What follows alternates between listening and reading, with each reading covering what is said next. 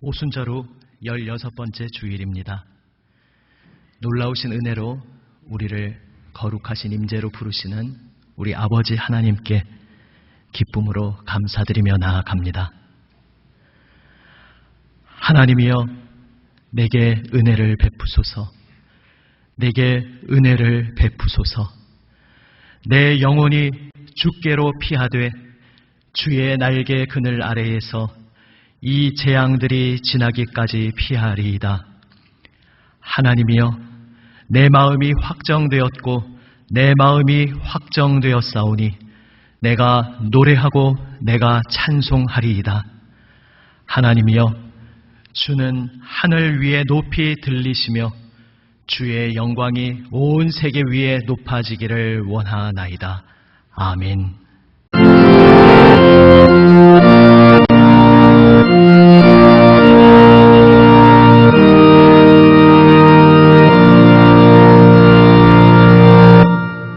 함께 일어나서 찬송합니다. 8장입니다.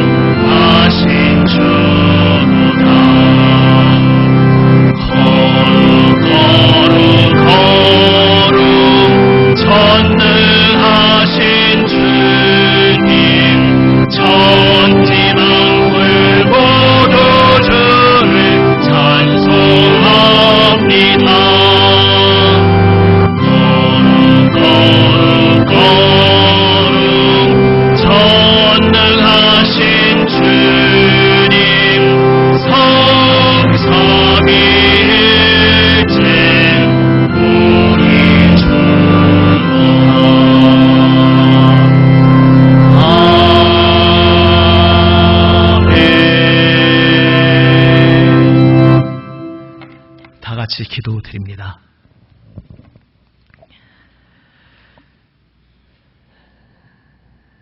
은혜와 자비가 풍성하신 아버지 하나님, 오늘도 무궁하신 주님의 긍휼만 의지하며 주님 앞에 나와 엎드린 하나님 사랑하시는 자녀들을 주님 긍휼의 품에 안아 주시옵소서. 아버지 하나님, 주님께서는 살진 양으로 드리는 제사보다 순종을 원한다 말씀하셨으나 저희는 겉으로 보이는 형식과 눈에 보이는 모습에만 만족하면서 저희의 중심 온 마음으로 진리의 근원 되시는 말씀에 순종하는 데에는 마음을 쓰지 못할 때가 많았습니다. 성전 마당만 밟는 자가 되지 말고 정의와 공의를 강같이 흐르게 하라 말씀하셨건만 저희는 하나님의 뜻을 따르며 순종하는 것을 소홀히 하며 습관적으로 신앙생활의 문턱을 드나들 때가 많았습니다. 하나님의 뜻은 거역하면서도 이 세상에서 우리가 원하는 복만을 구할 때가 많았습니다. 주님의 종을 통해 들려주시는 하나님의 말씀에 온 마음을 기울여 듣기보다 내 감정, 내 경험에 사모하고 원하는 것들만을 추구할 때도 있었습니다. 주님, 저희의 일그러진 연약한 신앙을 불쌍히 여겨 주시옵소서. 거룩하신 말씀의 빛을 비춰주시고 오늘 주님 말씀 안에 온전히 새롭게 하시는 은총을 입게 하여 주시옵소서. 계속해서 나의 모든 죄를 잠잠히 아버지께 기도로 고백합니다.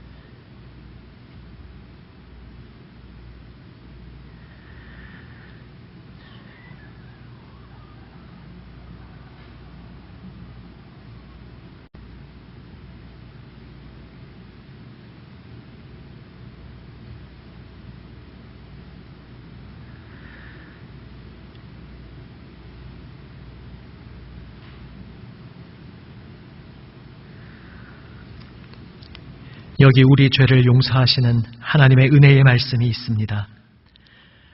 하나님께서 구하시는 제사는 상한 심령이라. 하나님이여, 상하고 통회하는 마음을 주께서 멸시하지 아니하시리이다. 아멘.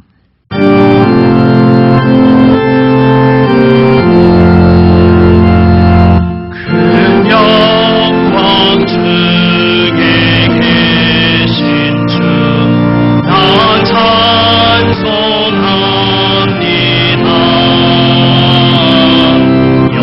영원히 계신 주 이름 나 찬송합니다. 온 천지 창조하시던 그 말씀 힘있어 영원히 변치 않는 줄 나 믿사옵니다.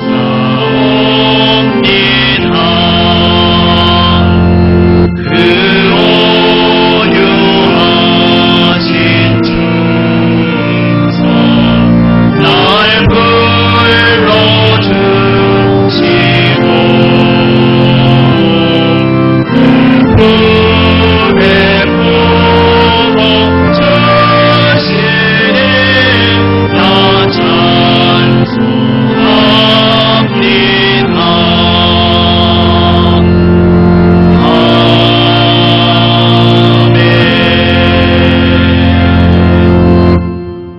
자리에 앉아 주십시오. 다 함께 기도드립니다.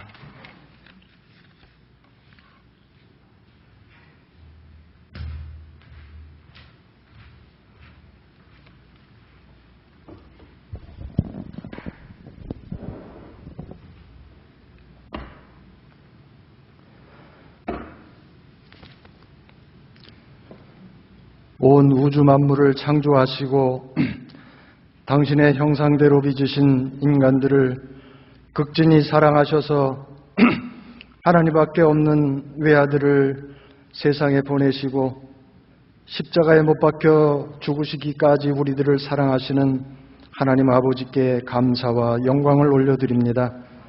하나님께서 인간들이 살아가기에 최상의 지구촌을 주셔서 행복하고 평안히 자유를 누리며 살아가라 하셨는데 인간들은 그 크신 사랑을 뒤로하고 욕심과 편안함을 추구하며 이 아름다운 지구를 오염시키고 인간과 같이 공생하며 살아갈 각종 동식물들이 살아갈 수 없이 지구가 훼손되어지고 지구의 변화로 각종 이상 징후가 생기며 인간들조차 살아가기가 힘들게 자연재해와 전염병으로 온전한 생활을 하기 어려운 이때에 우리 믿음의 백성들은 어떻게 지금 이 시기를 바라보고 어떻게 살아가야 할지 막막하고 답답한 가운데 있습니다. 거기다 나라 정치인들로 하여금 또한 국민들이 아주 힘든 시간들을 보내고 있습니다. 하나님 아버지, 저희들에게 지혜를 주셔서 이 어려운 시기를 잘 분별하며 지혜롭게 살아가게 하여 주시옵소서. 이 나라를 굽어 살펴 주시옵소서. 치료하여 주시옵소서. 회복시켜 주시기를 원합니다. 하나님 아버지, 코로나로 인해서 사랑하는 성도들과 같이 한자리에 모여서 하나님께 마음껏 찬양하며 말씀을 나누고 교제하는 시간들이 너무나 그립고 그때가 속히 오기를 고대하며 기도드렸습니다. 완전치는 않지만 이렇게 대면하여 예배를 드릴 수 있게 하심을 감사를 드립니다. 하나님 아버지, 속히 코로나 전염병이 종식되게 하옵소서. 그래서 온전한 예배와 온전한 삶을 살아가게 도와주시옵소서. 성도들을 위해서 늘 말씀을 준비하여 들려주시는 목사님께 성령님의 능력과 권능을 입혀주셔서 전하시는 말씀으로 성도들이 듣고 어지럽고 혼돈 속에서 힘을 얻게 하시고 위로받게 하시며 삶의 회복받는 시간들이 되기를 소망합니다. 하나님 아버지, 성도님들의 건강을 지켜주시옵소서. 해외에 나가 있는 자녀들, 군에 가 있는 자녀들을 지켜주시옵소서. 질병으로 고생하는 성도님들 치료하여 주시고 여러 가지로 간구하는 성도님들 기도 제목을 응답하여 주옵소서. 이 어려움 가운데서도 주님을 바라보고 의지하며 말씀으로 위로받고 기도하며 살아가는 성도들에게 선한 길과 좋은 쪽으로 인도하시는 살아계신 주 예수님의 이름으로 기도드리옵나이다. 아멘.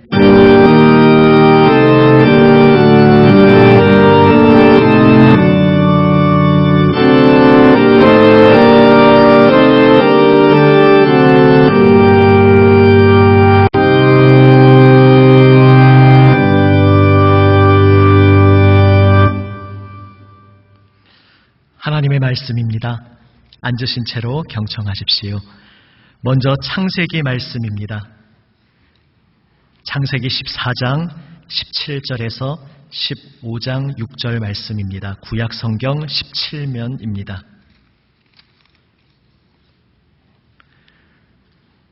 구약 성경 17면 창세기 14장 17절부터 15장 6절까지 제가 말씀을 읽습니다. 아브람이 그돌라오멜과 그와 함께한 왕들을 쳐부수고 돌아올 때에 소돔 왕이 사회 골짜기 곧 왕의 골짜기로 나와 그를 영접하였고 살렘 왕 멜기세덱이 떡과 포도주를 가지고 나왔으니 그는 지극히 높으신 하나님의 제사장이었더라. 그가 아브람에게 축복하여 이르되 천지의 주제이시오 지극히 높으신 하나님이여 아브라함에게 복을 주옵소서. 너희 대적을 내 손에 붙이신 지극히 높으신 하나님을 찬송할지로다 하매 아브라함이 그 얻은 것에서 10분의 1을 멜기세덱에게 주었더라. 소돔 왕이 아브라함에게 이르되 사람은 내게 보내고 물품은 내가 가지라. 아브라함이 소돔 왕에게 이르되 천지의 주제이시요 지극히 높으신 하나님 여호와께 내가 손을 들어 맹세하노니 내 말이 내가 아브라함으로 치부하게 하였다 할까 하여 내게 속한 것은 실 한 오락이나 들매끈 한 가닥도 내가 가지지 아니하리라. 오직 젊은이들이 먹은 것과 나와 동행한 아넬과 에스골과 마므레의 분깃을 제할지니 그들이 그 분깃을 가질 것이니라.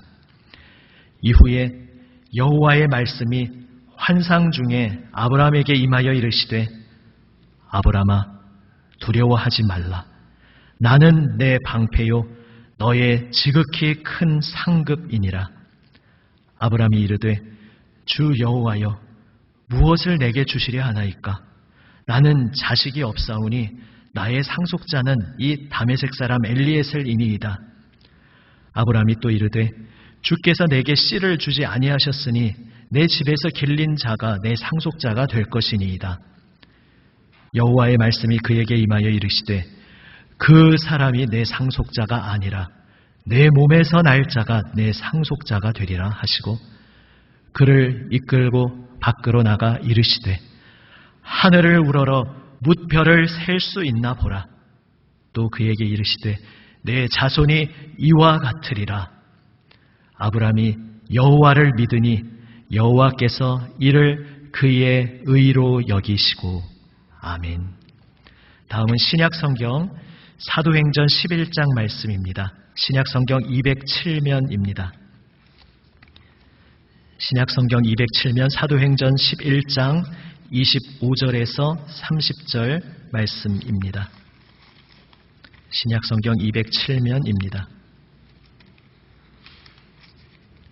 사도행전 11장 25절에서 30절 말씀 제가 읽습니다.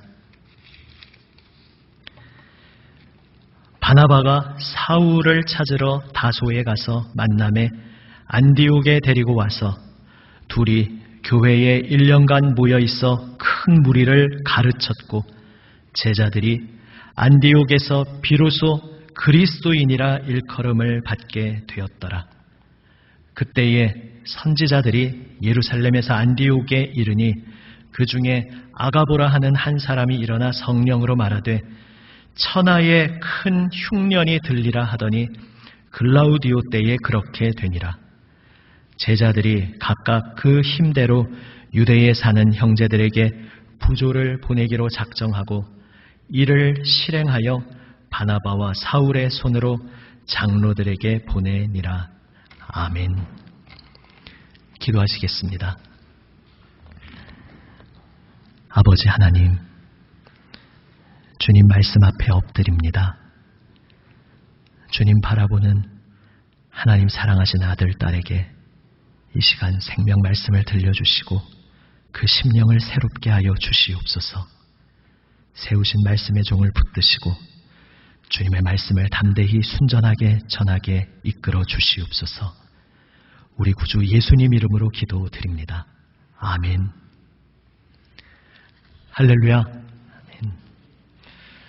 비록 정해진 기준 내에서 희망하시는 분 받아서 대표 주자로 우리가 모여서 촬영하면서 함께 예배 드리지만 그래도 몇 주간 얼굴 계속 못 뵙다가 이렇게 함께 얼굴 뵙고 또 함께 주님 말씀 앞에 엎드리게 됨을 우리 주님께 감사드립니다. 아멘. 오늘 창세기 본문 말씀 이제 시간 관계상 앞부분을 읽지 않았는데 대략 내용은 아시리라 생각합니다. 이제 국제 전쟁이 일어난 것이죠. 큰 말하자면 제국과 같은 그러한 세력을 가진 이에 밑에서 지배를 받던 몇 개의 도시 국가들이 이제 저항을 반란을 일으킵니다. 그러자 이제 그 그돌라오멜으로 대표되는 그 제국의 세력이 또 자기 휘하에 있는 다른 나라들을 이끌고 와서 자기에게 대항한 이들을 칩니다. 뭐 믿는 구석에 있어서 대항했는가 싶었는데 그냥 처참하게 대항하여 일어났던 세력이 깨져버립니다. 그리고 그 대항했던 세력 중에 소돔성이 있었습니다. 아시다시피 소돔 성에는 롯 일가가 살고 있었습니다. 그 전쟁의 소용돌이에 휩쓸려서 롯 일가가 그만 포로로 끌려가게 됩니다. 그리고 그 소식을 들은 아브라함이 자신이 데리고 그동안 길러왔던, 준비시켰던 318명의 용사들을 데리고, 그리고 또 이방 민족이지만 함께 우호적인 관계를 가지고 있던 그 인근 부족들과 함께 연합해서 그 세력을 따라가고 밤에 기습작전을 펼쳐서 크게 승리하고 롯 일가뿐만 아니라 소돔성에서 포로로 끌려갔던 사람들과 또 빼앗겼던 재물들, 모든 것들을 회복하여서 돌아오는 그러한 이야기가 앞에 있습니다. 오늘 이 본문 속에서 어라? 하면서 다시 들여다보게 되는 대목이 몇 군데 있습니다. 가장 큰 것은 아브라함의 전반적인 모습 그 자체입니다. 흔히 아브람 하면 어떤 이미지, 어떤 장면을 떠올리십니까? 만약에 아브라함의 생애를 혹은 그의 존재를 한 그림으로 표현해서 그려보라고 하면 여러분은 어떤 이미지의 그림을 그릴 것 같으십니까? 오늘 이야기는 보통 우리가 떠올리는 그 장면과는 다소 많이 이질적인 다른 장면으로 느껴지지 않으십니까? 용사들을 이끌고 가서 용맹하게 적을 무찌르고 개선 장군처럼 돌아오는 오늘 장면의 아브람은 아브람이라기보다는 차라리 다윗을 연상시키는 모습입니다. 참고로 318명의 훈련된 용사들은 상당한 규모입니다. 고대 사회의 세상의 기록을 보면 당시에 도시 국가에서 갖추고 있는 군대도 이 정도 규모면은 굉장한 규모였다고 합니다. 이러한 군사적 지도자로서의 아브라함의 모습은 의외의 모습입니다. 그런데 거기에 그치지 않습니다. 도시 국가 입장에서의 군세라고 하면 그래도 꽤 되는 세력이라고 할 수 있지만 말씀드린 대로 국제 전쟁입니다. 몇 개 나라가 거대한 연합을 이루어서 대항한 세력을 치러 온 그 거대한 세력에 비하면 318명의 규모는 너무나 작은 규모인 것도 사실입니다. 그런데 아브라함은 용맹함과 아울러 과감한 행동력과 허를 찌르는 게릴라 전법으로 그들을 쳐서 큰 승리를 거둡니다. 포로들을 되찾아옵니다. 용맹한 장수이면서 또한 지혜로운 전략이 탁월한 지장의 면모를 보입니다. 그러면 지금 성경이 창세기가 우리에게 아브라함에 대해서 무엇을 말하려고 하는 것이겠습니까? 그의 용맹함, 리더십, 지도력 혹은 영웅적인 면모를 보여주고 싶어서 지금 오늘 이 이야기를 하고 있는 것이겠습니까? 그런데 오늘 이야기의 하이라이트, 절정은 뒤에 나옵니다. 바로 이 부분이 또 다른 하나의 어라? 하고 들여다보게 하는 대목입니다. 소돔 왕이 아브라함을 영접하려고 나옵니다. 왜 안 그러겠습니까? 지금 연합국가에 한번 대항해보려다가 그 뜻이 꺾이고 완전히 초토화, 박살이 났던 소돔입니다. 백성들도 다 빼앗기고 재물들도 다 빼앗겼는데 갑자기 혜성처럼 나타난 영웅 아브라함이 거대한 적들의 뒤통수를 통쾌하게 갈겨주고 백성들과 재산을 도로 찾아온다고 하니 얼마나 놀랐겠습니까? 또 얼마나 기뻤겠습니까? 그리고 아브라함이라는 인물에 대해서 새삼 다시 주목하면서 이 사람이 그냥 부족장 중에 하나구나 생각했는데 내가 이 사람과 돈독한 관계를 맺어 두어야겠구나. 이 사람과 좋은 동맹 관계를 유지해야 되겠구나. 얼마나 그런 기대감을 가졌겠습니까? 그래서 소돔 왕은 그를 정성껏 환대합니다. 그리고 축혀 세우면서 말합니다. 우리 성의 백성들은 다 돌려주시되 지금 당신이 되찾아오신 재물, 원래 소돔성의 재물이었던 그 재물들은 그대가 다 가지시오. 이렇게 큰 선심을 쓰듯이 파격적인 제안을 합니다. 그런데 여기서 우리를 의아하게 하는 장면이 나옵니다. 아브라함은 소돔 왕의 제안을 거절합니다. 정중하게 사양하는 정도가 아니라 무력이 없어서 난 그런 게 필요 없습니다. 그냥 어떤 겸손하게 이렇게 사양하는 그런 태도가 아니라 찬바람이 쌩 불 정도로 매몰차게 선을 긋습니다. 소돔 왕이시여, 당신의 재물은 나에게 전혀 필요 없습니다. 내가 이것을 가지면 세상이 이렇게 말하지 않겠습니까? 아브라함으로 치부하게, 아브라함의 부를 쌓게, 아브라함을 부유하게 만든 주역이 소돔 왕이다. 소돔 왕 덕분에 아브라함이 부유하게 되었다. 이렇게 세상이 말하지 않겠습니까? 나는 그런 이야기를 절대로 듣고 싶지 않습니다. 당신에게서 티끌 하나도, 터럭 하나도 취하지 않겠습니다.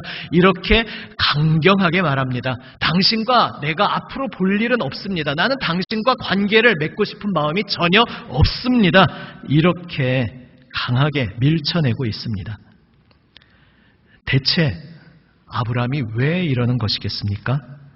그 단서는 앞장 13장 13절 말씀에 있습니다. 한번 같이 읽어보시겠습니다. 화면에 보시고, 소돔 사람은 여호와 앞에 악하며 큰 죄인이었더라. 아멘. 이 말씀은 앞에 롯이 소돔 가까운 쪽으로 배회하다가 마침내 소돔성 내부까지 진입하는 그 맥락에서 나온 말씀입니다. 소돔성은 하나님 앞에서 너무나 큰 죄악 가운데 있는 그러한 곳이었습니다. 그래서 앞으로 이어지는 내용, 잘 아시는 내용에서도 천사들이 나그네를 가장해서 방문했을 때 그들에게 얼마나 큰 악한 행동을 하려 하는지 보게 됩니다. 그런데 오늘 초점을 맞추는 것은 지금 이 아브라함의 태도입니다. 여기서 우리는 다시 한번 다윗을 떠올리게 됩니다. 다윗도 사실 대중적으로 알려진 이미지는 장수, 용맹한 장군, 이런 것들이 더 대표적인 것으로 알려져 있을지 모릅니다. 하지만 성경을 깊이 들여다보면 좀 다른 차원의 더 본질적인, 다윗의 더 본질적인 모습을 우리는 보게 됩니다. 다윗의 진정한 면모는 그의 마음과 신앙 고백이 고스란히 담긴 시편 말씀들에서 볼 수 있습니다. 대표적으로 시편 37편 말씀을 한번 화면 보시면서 함께 한번 읽어보시겠습니다. 조금 깁니다만은 잘 한번 숨을 쉬시면서 같이 읽어보시겠습니다. 여호와를 바라고 그의 도를 지키라. 그리하면 내가 땅을 차지하게 하실 것이라. 악인이 끊어질 때에 내가 똑똑히 보리로다. 내가 악인의 큰 세력을 본즉 그 본래의 땅에 서 있는 나무 잎이 무성함과 같으나 내가 지나갈 때에 그는 없어졌나니 내가 찾아도 발견하지 못하였도다. 온전한 사람을 살피고 정직한 자를 볼지어다. 모든 화평한 자의 미래는 평안이로다. 범죄자들은 함께 멸망하리니 악인의 미래는 끊어질 것이나 의인들의 구원은 여호와로부터 오나니 그는 환난 때에 그들의 요새이시로다. 여호와께서 그들을 도와 건지시되 악인들에게서 건져 구원하심은 그를 의지한 까닭이로다. 아멘. 다윗의 다윗다운 모습, 다윗의 다윗됨이 어디에 있겠습니까? 그의 용맹한 전사의 모습 이전에 더 깊은 이면의 것이 있습니다. 그가 용맹한 전사로서 살아갈 수 있었던 것도 사실은 바로 이것으로 인한 것이었습니다. 다름 아닌 하나님을 두려워하고 경외하는 모습이었습니다. 비록 넘어진 때도 있었으나 그는 하나님을 두려워하고 경외하며 오직 하나님만 붙잡고 하나님만 의지한 그러한 사람이었습니다. 한마디로 성경에서 지혜자의 모습이라 하겠습니다. 잠언에서 나오는 바로 그 지혜의 고백. 시편도 시편 1편에서 앞으로 펼쳐질 모든 시들의 대주제로서 시편 1편을 선포하는데 바로 거기에 나타난 모습, 지혜자의 모습.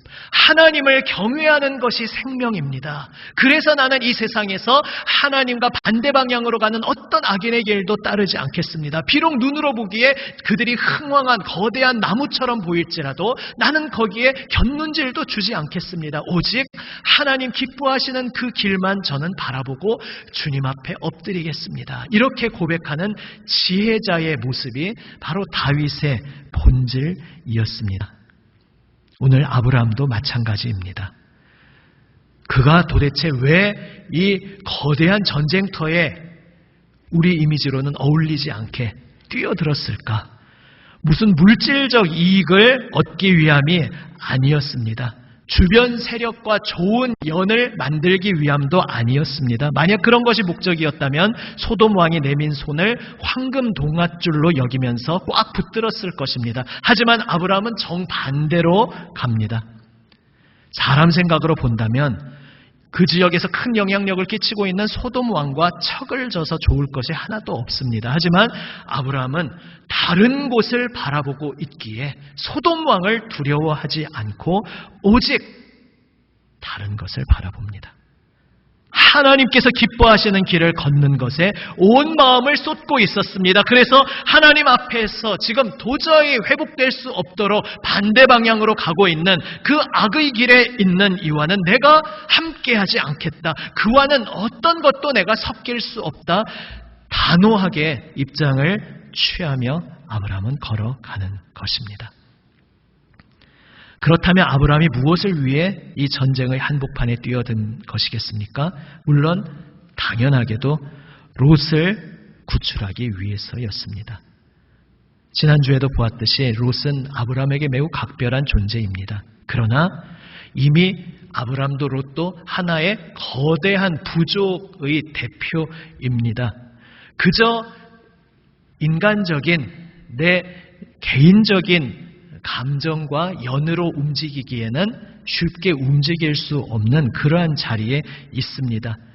그리고 우리가 이 냉정한 세상을 살면서 느끼게 되는 것은, 또 우리 자신의 모습에도 보게 되는 것은, 아무리 사랑하고 아무리 돈독한 사이라 하더라도 이게 도저히 감당할 수 없는 판으로 벌어진 곳에 그렇게 앞뒤 가리지 않고 사지에 뛰어든 것이라면 아브라함의 행동은 어리석은 무모함에 불과할 것입니다. 하지만 성경 앞뒤의 모든 맥락을 보면 성경은 오늘 아브라함의 그 전쟁터에 뛰어든 행동을 그렇게 평가하고 있는 것 같지는 않습니다. 당장 소돔 왕을 대하는 그의 모습에서도 그가 지금 어떤 사람의 이 땅에 속한 가치관으로 살아가고 있지 않다는 것을 보게 됩니다. 결국 아브라함이 마음을 두고 있었던 것은 무엇입니까? 롯을 비롯해서 지금 무고하게 전쟁에 휩쓸린 이들의 어려운 처지를 강 건너 불구경하듯이 할 수 없었다는 것입니다. 그의 사랑하는 롯은 물론이거니와 그에 대한 마음은 각별한 것은 분명하지만 거기에 멈추지 않고 거기에서 확장된 마음으로 지금 불의의 세력 앞에 전쟁에 휩쓸려서 모든 것을 잃고 끌려가는 그들을 바라보면서 아이고 참 안 됐네. 재수가 없었네. 어떻게 저런 일을 당했을까? 나라도 몸조심해야지. 그냥 이렇게 멀리 떨어져서 보기에는 지금 아브라함의 삶의 가치관, 그가 살아가는 삶의 방향은 그럴 수가 없는 삶이었습니다. 나중에 후에 나오는 본문에서도 우리는 비슷한 맥락을 보게 됩니다.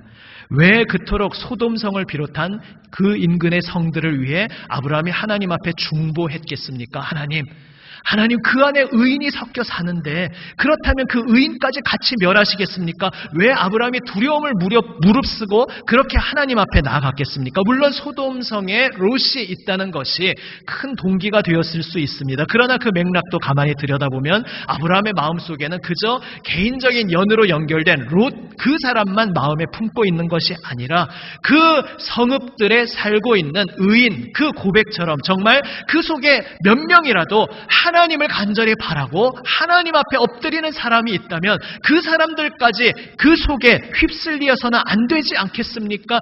이러한 마음을 아브라함은 품고 하나님 앞에 엎드리고 있다는 것을 보게 됩니다. 오늘 본문도 우리는 마찬가지 맥락에서 볼 수 있습니다. 아브라함은 이 세상 가치관으로 더 이상 부와 명성 같은 것에 휘둘리는 그러한 인생이 아니었습니다. 오히려 그의 마음을 움직이고 그가 생명을 내던질 만큼 그의 발걸음을 움직일 수 있는 가장 핵심적인 가치는 무엇이었는가? 지금 이 불의한 세상 속에서 불의한 그러한 일들로 어떤 나의 이웃이 고통받고 신음하고 엎드러질 때에 그것을 남의 일처럼 구경할 수 없고 내 생명을 내어주는 한이 있어도 그들을 곤경에서 건지는 일에 그들의 아픔을 나의 아픔으로 여기며 함께 동참하는 그러한 삶에 아브라함은 헌신하기 시작하고 있었다는 것입니다. 그의 이러한 중심을 더 확연하게 강조하며 보여주는 장면이 바로 멜기세덱과의 만남입니다. 오늘 본문에서 두 왕이 나옵니다. 소돔 왕에게는 찬바람을 보낸 아브라함이었지만 살렘 왕 멜기세덱을 대하는 모습은 전혀 달랐습니다. 멜기세덱이 바로 지극히 높으신 하나님을 섬기는 하나님의 제사장이었기 때문입니다. 아브라함이 그에게 10분의 1을 바쳤다는 것은 무엇을 의미합니까? 지금 내가 싸우고 돌아온 이 전쟁, 지금 이 취한 승리가 나 아브라함 개인의 어떤 용맹함, 나의 어떤 능력, 나의 지혜로 인해 승리한 것이 아닙니다. 이 전쟁의 승리는 오직 하나님으로부터 온 것입니다. 하나님의 은혜로 내가 이 전쟁에서 승리할 수 있었고 하나님의 그 길에 제가 동참하여서 고통 중에 쓰러진 이들을 구해올 수 있었습니다. 모든 것이 하나님의 은혜입니다. 이렇게 아브라함은 고백하고 있는 것입니다. 아브라함이 전쟁에 뛰어든 것은 무모한 객기 때문이 아니라 하나님께서 기뻐하시는 일에 자신을 드리며 헌신하는 마음 때문이었던 것입니다. 그리고 시편 고백처럼 하나님께서 악인의 그 어떠한 번성함도 다 무로 돌리고 꺾으시고 하나님 의지하는 이의 발걸음을 지키시리라는 것을 아브라함은 믿었던 것입니다. 그래서 오늘 본문을 통해 성경이 우리에게 보여주고자 하는 것은 바로 이것입니다. 지금 아브라함이 어떻게 하나님 손에 붙들려서 어떠한 길로 한 걸음 한 걸음 하나님의 인도하심을 받고 있는가? 지금 하나님을 거스르는 이 세상 속에서 그 속에 함께 휩쓸려 가지 않고 오직 하나님만 바라보고 하나님만 의지하는 것을 걸음마 한 걸음 한 걸음 내디디며 계속 배워가고 있다는 것. 그래서 이제 하나님 말씀 앞에 엎드리는 순종의 실천을 구체적인 결실로 해가고 있다는 것을 보여주는 것이 바로 오늘 본문 말씀인 것입니다.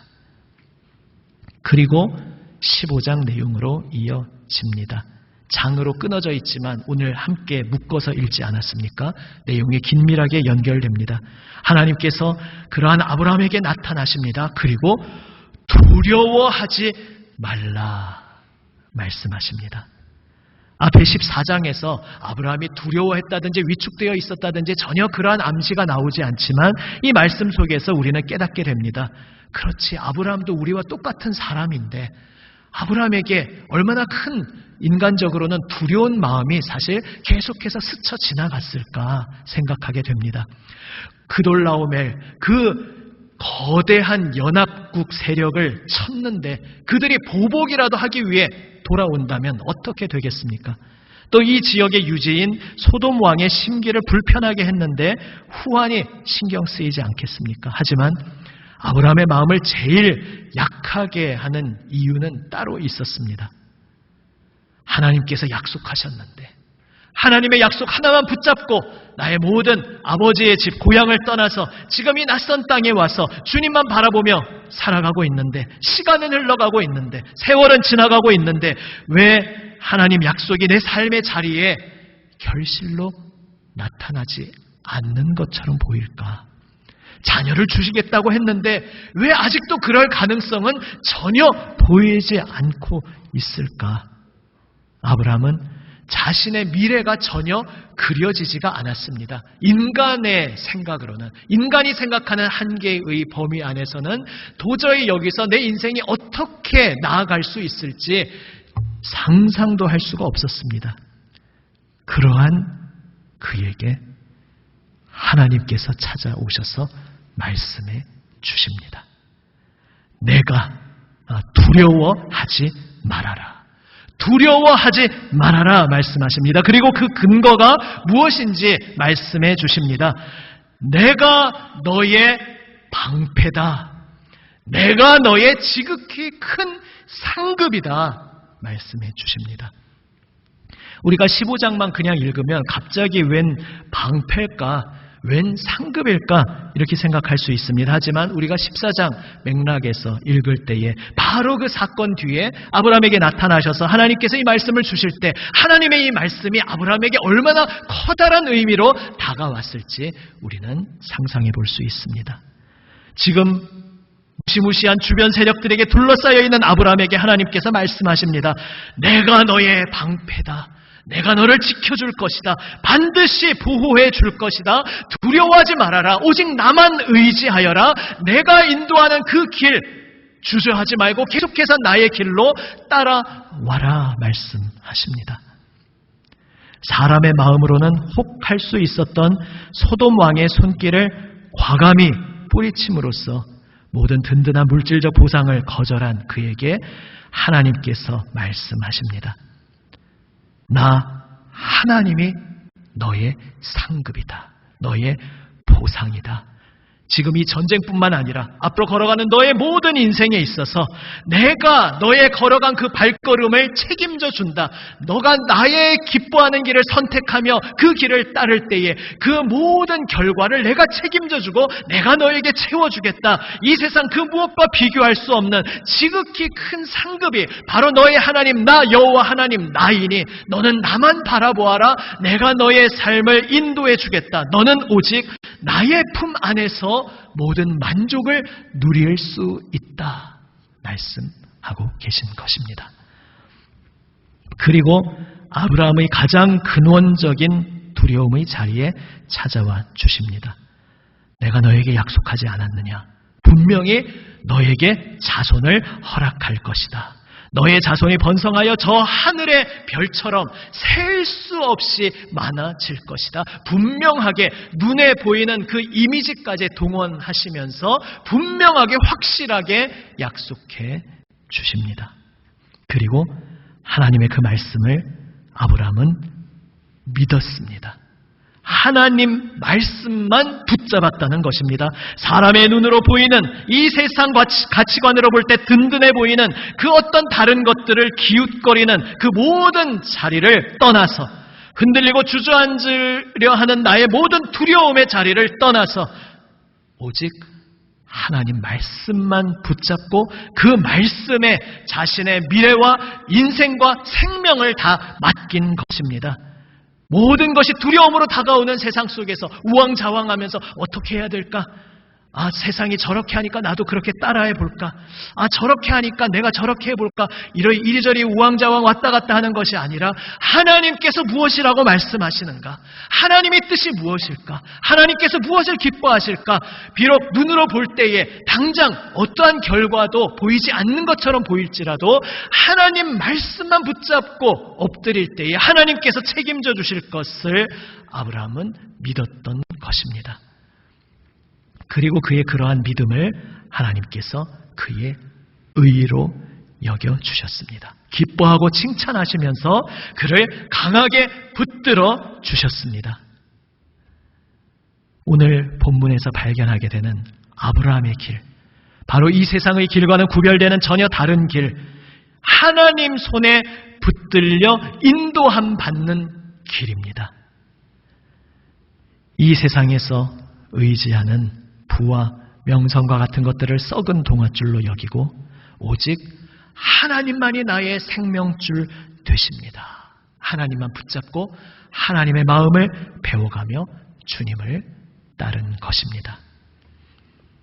그리고 앞서 말씀드린 대로 그 하나님을 따르는 삶에 서 있는 그는 비록 자신의 생명을 내던지는 그 위험한 상황 속에서도 고통받는 이 세상 속에서 그 고통을 함께 짊어지시는 하나님의 길을 따라서 고통 속에 찾아와 주셔서 그 고통 가운데 있는 이들을 위로하시고 그들을 새 생명의 길로 인도하시는 하나님의 길을 걸음마로 한 걸음 한 걸음 배워가고 있는 것입니다. 오늘 또 다른 본문을 읽었습니다. 이것은 그저 간단히 지나갑니다. 그 사도행전 장면이 참 의미심장합니다. 안디옥 교회의 출현을 말하고 있습니다. 몇 주 전 수요사경회 때 함께 나누었듯이 안디옥 교회는 아주 의미가 있는 교회인 것이 처음으로 본격적으로 이방인들이 복음을 받고 모여서 세워진 교회입니다. 영적 생명으로 갓 태어난 그들이 이제 바나바와 바울을 통해서 하나님 말씀으로 훈련받고 무장됩니다. 그리고 그리스도인이라는 이름으로 최초로 불리기 시작합니다. 그렇게 하나님의 말씀으로 붙들리고 그들은 그리스도에게 속한 사람들이야. 그것이 세상에서는 비록 조롱의 뜻이었다 할지라도 저들은 예수쟁이야. 저들은 그리스도께 속한 자야. 이렇게 그들의 정체성이 규명되었을 때에 그 그리스도인의 정체성으로 규정된 그들이 어떤 방향성으로 나아갔는가? 바로 이어지는 본문이 그것을 의미심장하게 보여줍니다. 일대에 기근이 들어옵니다. 온 세상이 그 기근 속에서 뜻밖의 재난 속에서 힘겨워하게 됩니다. 그런데 특별히 누가 그랬겠습니까? 유대인 세력으로부터 포위당해서 모든 경제적인 근거까지 다 끊어지는 위기에 있었던 예루살렘을 비롯한 유다 지역의 교회는 그 기근 속에서 그 어떤 사람들보다 더 큰 고통 가운데 있었습니다. 그리고 안디옥 교회, 좀 떨어져 있는 이방인 지역의 그 교회 성도들은 그 유다 교회의 고통을 남의 일로 여기지 않습니다. 말씀으로 그들이 그리스도인으로 섰을 때에 그들이 취한 행동은 바로 저 멀리 떨어져 있는 이들의 고통이 바로 나의 고통이라 고백하면서 그 고통을 함께 짊어지기 위해 그들의 물질을 들여 헌신한 것입니다.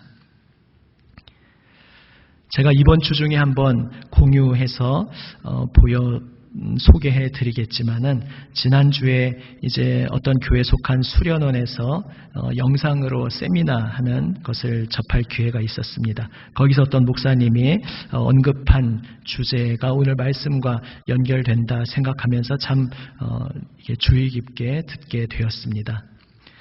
어떤 재앙, 환란이 일어날 때에 이제 우리 신약의 그리스도인들이 신앙적으로 거기에 어떻게 반응해야 하겠는가 하는 그러한 내용이었습니다. 나중에 한번 소개해드리면 보시기를 바랍니다. 오늘 본문으로 제가 풀어서 말씀드리면 이렇습니다. 갑자기 닥쳐온 기근 앞에서 그들은 우리가 정말 죄가 많았구나. 하나님의 진노에 대해서 우리가 회개하자. 이런 식으로 반응하지 않았습니다. 혹은 지금 이 세상에 죽음이 고통 속에 있을 때가 더 하나님의 복음이 빛날 때가 아니냐. 이때야말로 복음을 전할 절호의 기회다. 이렇게 말하지도 않았습니다.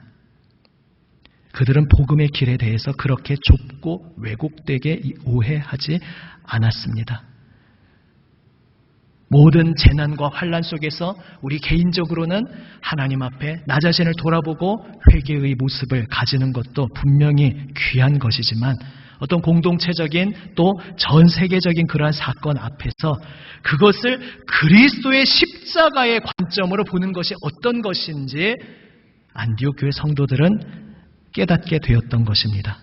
오직 그들은 한 가지의 마음을 두었습니다. 그 세계적인 재난 속에서 지금 가장 고통 중에 가장 힘겨워하는 사람이 누굴까? 그리고 바로 그들을 위해서 우리가, 사실 이들도 힘들지 않겠습니까?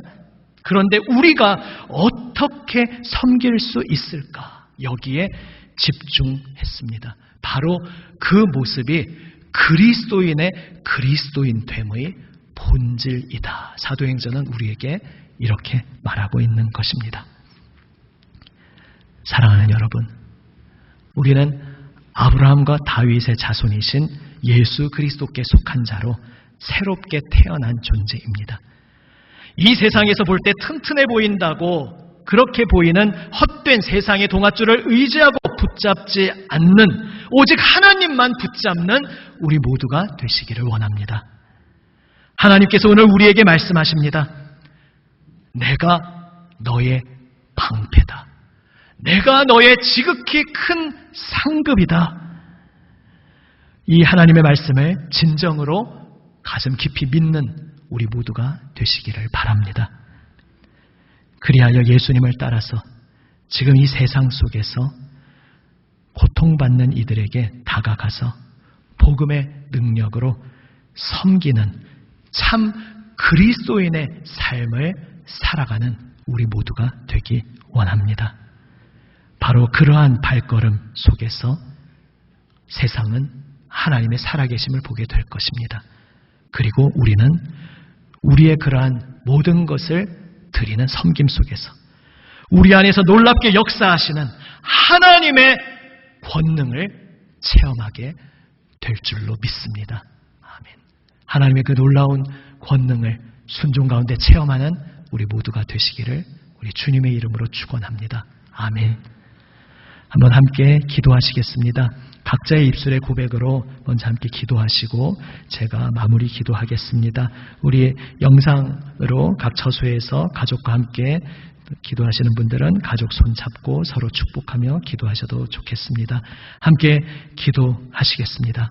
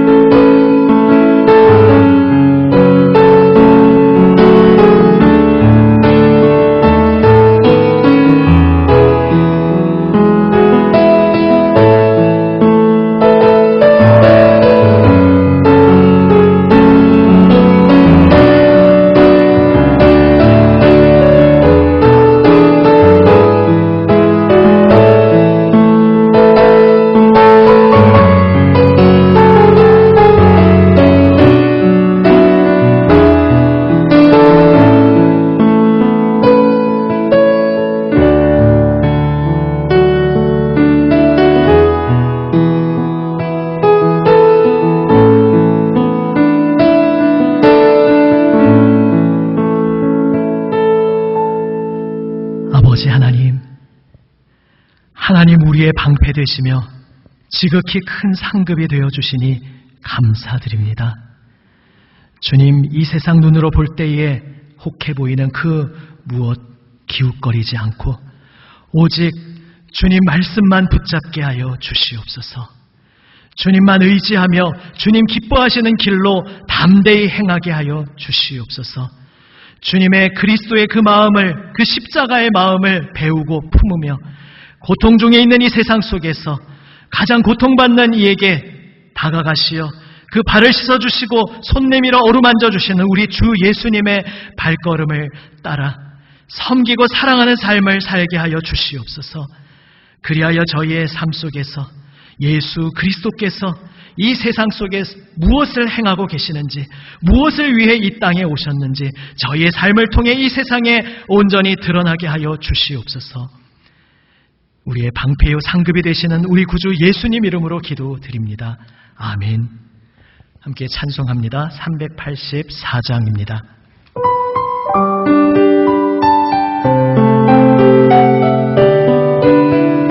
나의 갈 길 다가도록, 나의 갈 길 다가도록 예수 인도하시니 내 주 안에 있는 그 길 어찌 의심하리요.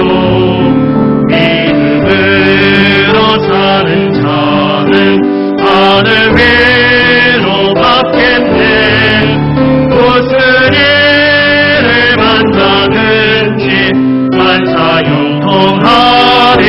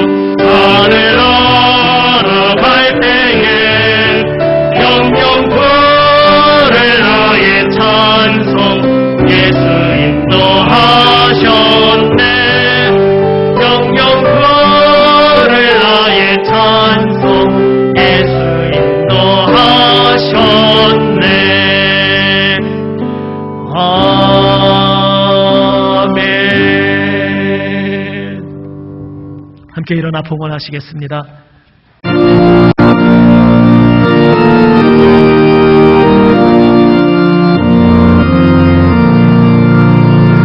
내 주 예수 주신 은혜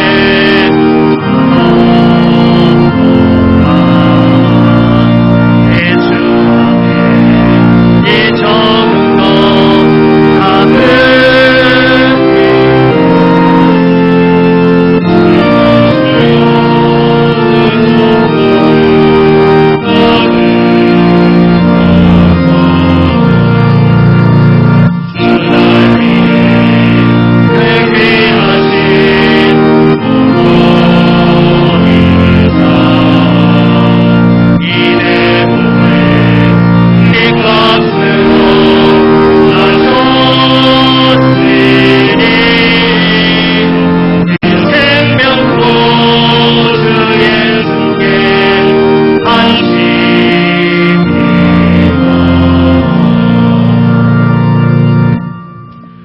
같이 하나님께 봉헌 기도 드립니다.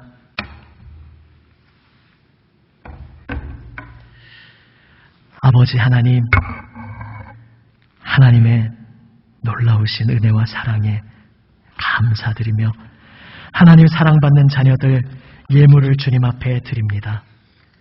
성전에서 예배 드리게 하시니 감사드립니다. 하나님 감사합니다. 늘 함께 하시고 주님 전에 나와 예배드리게 하심을 감사드립니다. 치료의 하나님 감사합니다. 감사드립니다. 감사드립니다. 아버지 하나님, 주님 앞에 감사의 고백으로 드리는 이 모든 예물을 또 열의 하나를 아브라함이 멜기세덱에게 하나님께 바쳤듯이 드리는 손길, 또 선교, 전도, 건축, 주일 맞아 드리는 모든 제목의 예물을 주여 기뻐 받아 주시옵소서.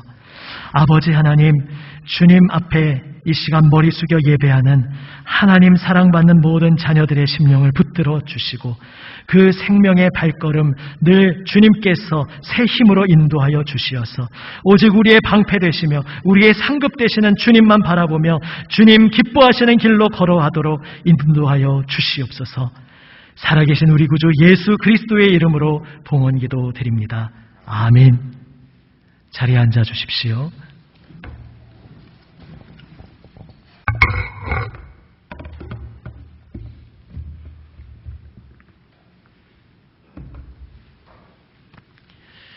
교회 소식을 함께 나눕니다. 오늘은 오순절후 16번째 주일입니다. 이미 구영 목사 통해서 알려드리고 그래서 오늘 대표주자로 몇 분 나오셨듯이 이제 변경 기준에 의거해서 예배 촬영을 하고 또 50명 미만으로 이렇게 모이고 있습니다. 오늘 이 자리에 함께하며 주님을 바라보시는 하나님의 사랑받는 모든 자녀 여러분, 그리고 또 영상을 통해 하나님 앞에 엎드리는 모든 주님의 사랑받는 자녀들, 그 온 가정 위에 우리 하나님의 놀라우신 은혜, 기쁨, 평화가 가득하시기를 우리 주님의 이름으로 축원합니다. 아멘. 인원 기준이 있기 때문에 이제 다음 주에도 혹 이렇게 진행된다고 하면 이제 그 변수가 없다면은 이번 주와 마찬가지로 사전에 구역 목자를 통해 신청하셔야만 이 자리에 참여하실 수 있다는 것 꼭 유념해 주시기 바랍니다. 오전 10시 그리고 낮 12시 오늘은 일단 그렇게 2번 진행을 하고 있습니다. 영상은 오후 1시에 공개될 것이고 교회 학교는 오전 10시, 단 중고등부는 11시 20분에 공개됩니다. 수요 사경회도 이제 보통 우리가 50명 미만으로 모이기 때문에 모일 수 있겠습니다. 원래 시간대로 7시 30분에 촬영하고 그래서 영상은 좀 더 공개되는 시간이 늦어질 것 같습니다. 광고를 참고해 주시기 바랍니다. 가정 문안 사진 계속 받고 있습니다. 이번 주에도 올려주신 가정들이 있는데요. 영상 지금 혹시 재생 가능하겠습니까? 예, 한번 보여주십시오.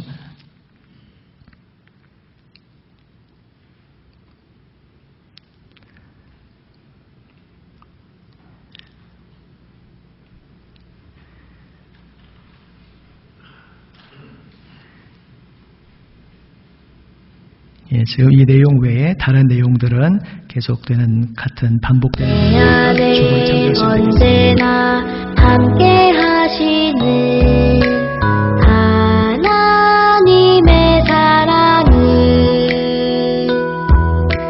나를 안으시고 보호하시네. 나를 구원하셨네. 주님한테 나아 기도하며 주님께 모든 것 드립니다. 나의 마음과 생각을 지켜 주님만 바라보며 살겠어요.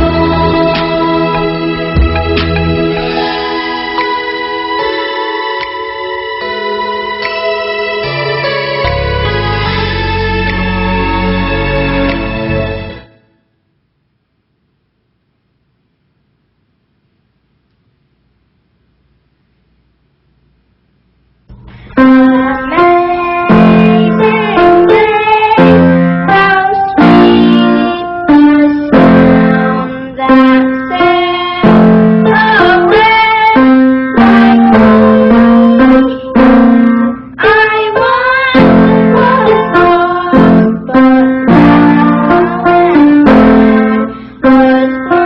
blind, but now can see.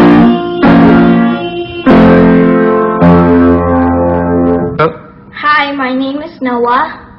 And Hello.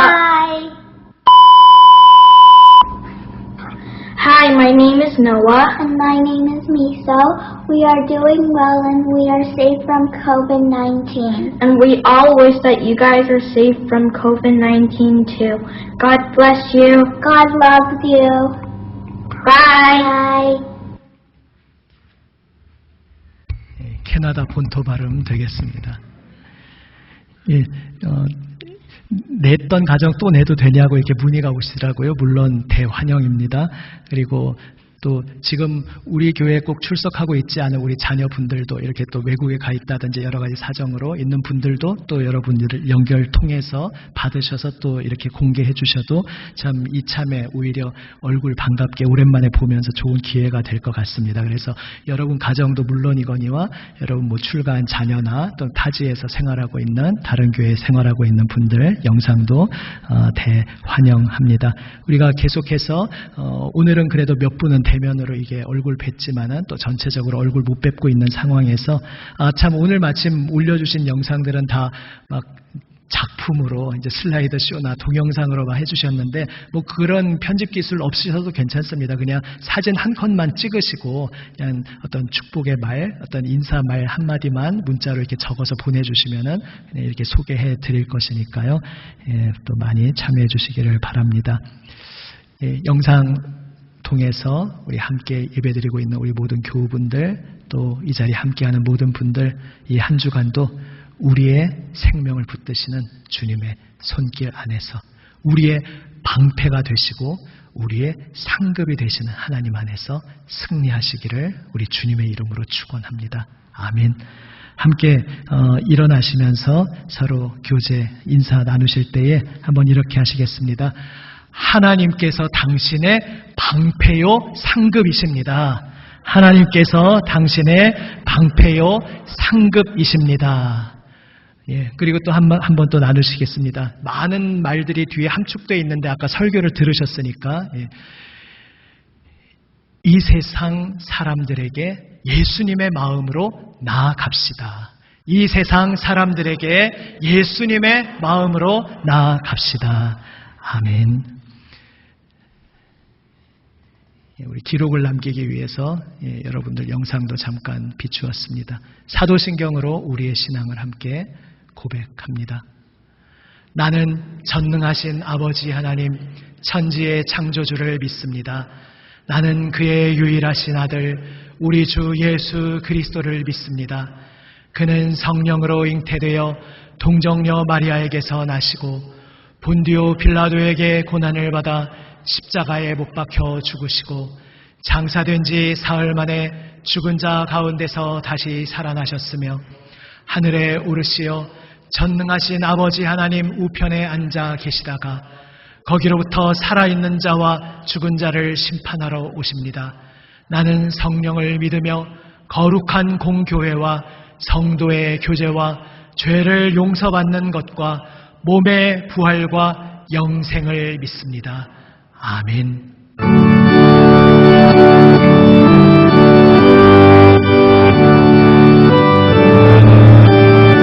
3절입니다. 그 사나운 바다를 잔잔하라고 명했네. 그 파도가 주 말씀 따라 아주 잔잔케 되었네. 잔잔케 되어 그 잔잔한 바다의 평온함, 그 잔잔한 바다의 평 나의 맘속에 남아서 그 갈릴리에 오시니 그 갈릴리오 의지할 참된 믿음이 되었네. 참된 믿음이 돼. 4절 합니다. 이 세상의 무거운 짐진 자, 이 세상의 무거운 짐진 자 모두 주 앞에 나오라. 그 놀라운 은혜를 받아서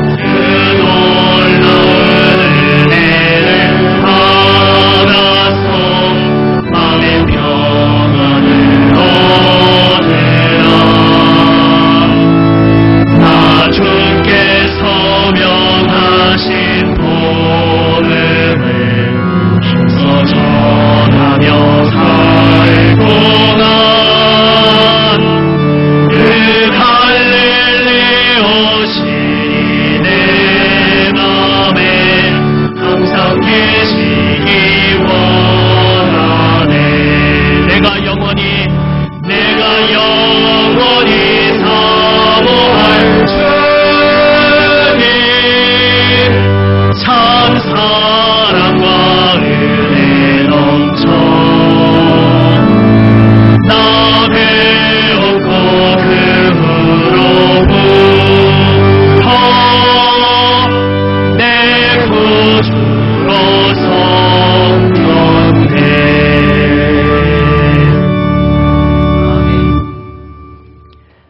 지금은 우리 구주 예수 그리스도의 은혜와 아버지 하나님의 사랑과 성령님의 교통하심 함께 하시며 방패되시고 상급되어 주심이 하나님의 사랑 안에 안겨있는 하나님의 모든 아들, 딸 위에, 그들이 사랑하며 기도하는 모든 이들 위에, 이 나라 이 민족 북한 동포들 온 세계 열방의 주님 부르시는 모든 이들 위에 지금부터 영원까지 함께 하시기를 간절히 축원하옵나이다. 아멘.